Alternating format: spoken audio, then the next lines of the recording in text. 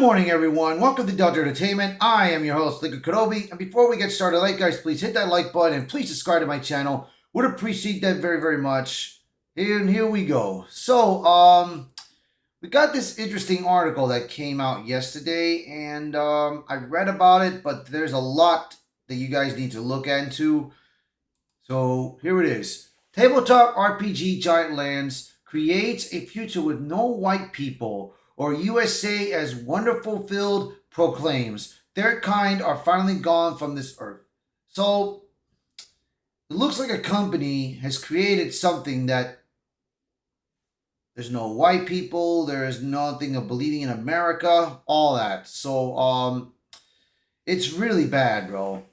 And they're getting a lot of backlash for it. So let's read this article. Just to remind you, it's going to be pretty long, but I will do my best to finish it up. But if you want to read more about it, just go to That Park Place, bro. They're pretty good at their searches. So there we go.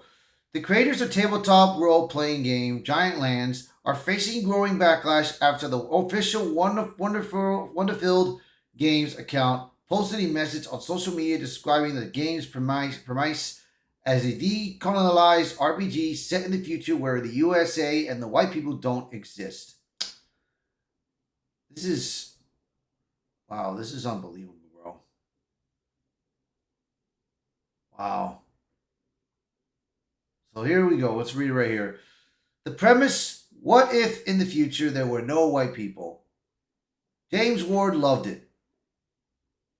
Ward, a veteran of the original TSR team behind Dungeons & Dragons, is listed as a co-creator of GiantLands and has been a key selling point of the title since its early promotion.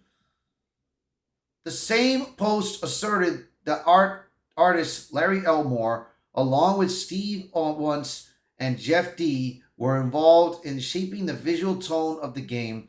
Larry always tried to sneak in people of color into the TSR art, though he was often denied his attempt to make Dungeons & Dragons less white. Wonderfilled claimed, so we decolonized the RPG and made a future where the USA and white people do not exist.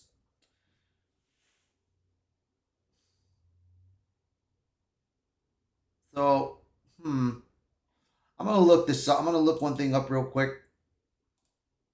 Let me make sure that I'm not losing the... Okay, good. Let me look up this. I want to look up this guy. I should have done this before starting, but it's okay. Larry Ward. All right, let's see who the hell this guy is. If I can...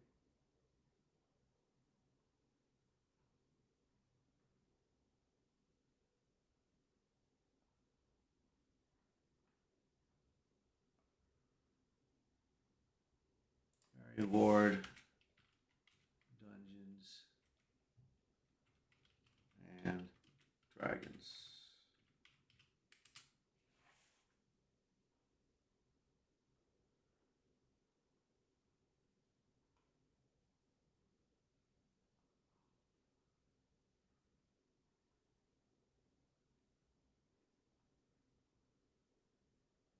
I'm trying to find more about this guy. Let's see. Is that his full? James Ward. Okay, James Ward. Oops. My bad, people. It was James Ward, not Larry Ward. Oops.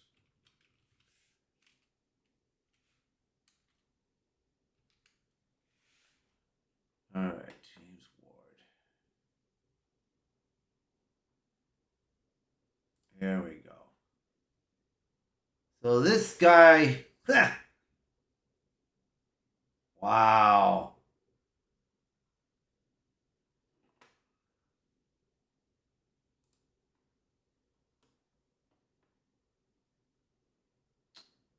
So this guy right here, let me put it up here.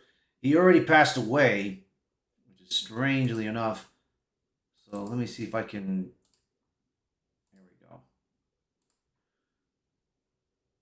So this is the guy that's the creator of the Dungeons and Dragons, the TSR, but he's already passed away last year in March.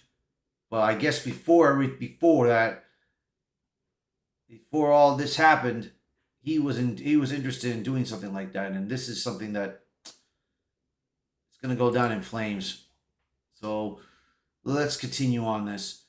In another post, the company cited Malcolm X, stating Malcolm X had it right. The most neglected person in America is the black woman. It's one reason we feature an ethnically mixed black woman on the cover for our first GiantLands book, which takes place in the future North America. Backlash and response. The backlash began circulating shortly after, with many players and commentators across social media criticizing the erasure based premise and its inflammatory tone. Some questioned the characterization of James Ward and legacy artists as endorsing such a narrative, while others expressed disbelief that the company would position its product around a world without an entire race of people or United States. Rather than backing away the controversy, the official GiantLands account has escalated its stance in a subsequent tweet responding to criticism.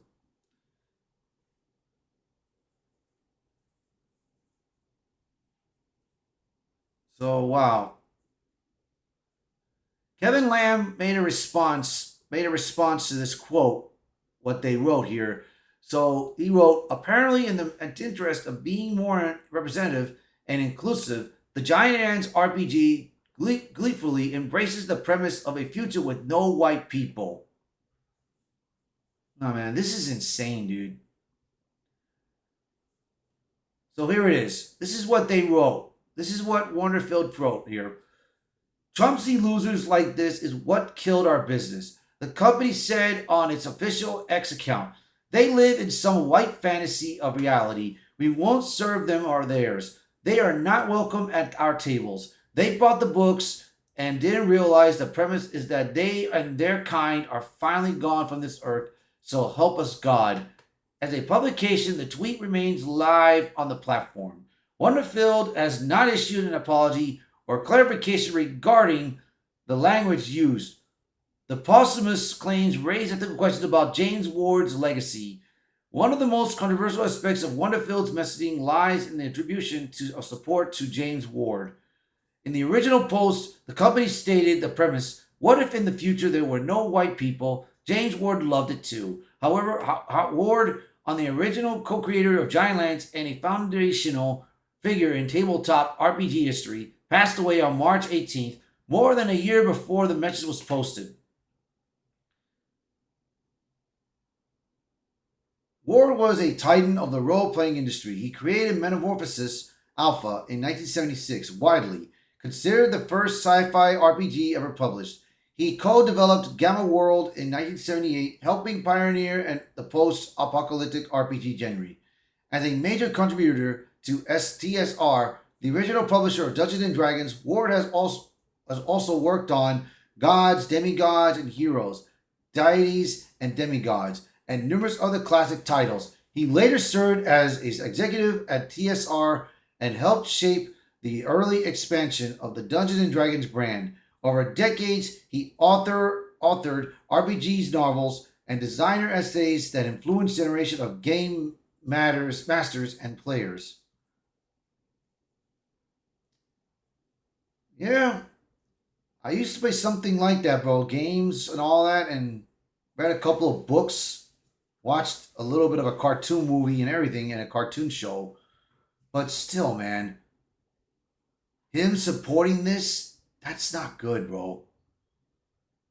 The decision to publicly align Ward's name with a narrative that imagines a world without white people, or the United States without any verifiable statement or writing from Ward himself, has sparked concern across the community. Many are questioning whether Ward ever endorsed such a vision during his lifetime and whether it is appropriate to attach such politically charged claims to a man whose legacy was built on open-ended storytelling and imaginative world building for everyone. The lack of clarification or sourcing from Wonderfield on this point raises broader ethical questions about posthumous representation, especially when invoking the name of one of the genre's most celebrated pioneers. What's next for GiantLands? GiantLands was initially marketed as a post-apocalyptic science fantasy RPG, rooted in old-school mechanics and TSR-era nostalgia. The box set included dice, character sheets, physical supplements, drawing attention to for its retro design and promises of immersive roleplay experiences. The project was previously promoted as involving industry legends like Ward and Elmore. Now the game faces scrutiny not just for its lore, but for the public messaging of its developers, raising significant questions about the future of the brand and accuracy of its legacy claims. I'm going to say this right now. Like I said, I've heard about the Dungeons and Dragons. I've watched the show when I was little. I've read a couple of their books. I've watched a cartoon movie of it. And you know, I cannot believe a guy like this was involved with this nonsense. With this. This does not look good for him. This really does not look good for him. So, like I said, dude, if these guys want to throw this out there, because I will say this, without white people, the Chinese would never have been here, never had better lives, better jobs than what they were living in before. Not even the black community would have been here, nor any person from any other country that moved to the United States. They wouldn't be where they're at right now if it wasn't for white people. Especially me. I mean, I was born in the United States, but my folks, they left from Cuba and came here legally. But still, this is something that what they're doing is just totally wrong. And that's my opinion of it. But you guys let me know in the comments, what do you guys think of this? Do you think it's right what they're doing? Or do you think it's wrong? You guys let me know. So please, by all means, share this video, post a comment below, let me know your thoughts. And as always, thank you for watching this video. Thank you for being part of the channel. And like I said again, if you want to know more about this, want to read about this, just head on over to That Park Place. They're pretty good at they're doing their part. And always, thank you all so much. And I hope to see you guys until next time. Bye, everyone.